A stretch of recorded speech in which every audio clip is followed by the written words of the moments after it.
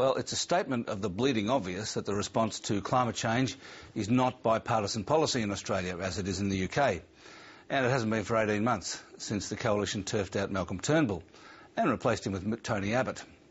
The target is supposed to be bipartisan, 5% reduction in emissions by 2020, but of course there's furious disagreement about how to get there.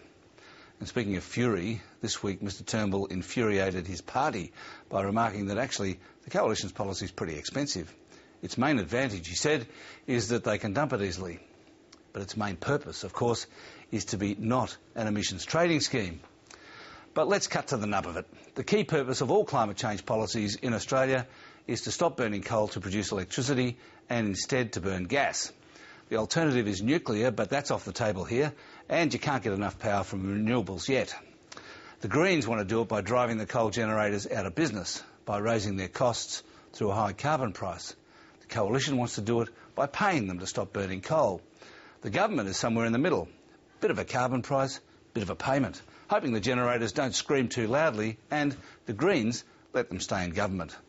But no one's happy and no one knows what's going on, so there's no investment in electricity generation. This week the government released 2 reports about the costs of political uncertainty, so today we have 2 interviews to flesh that out.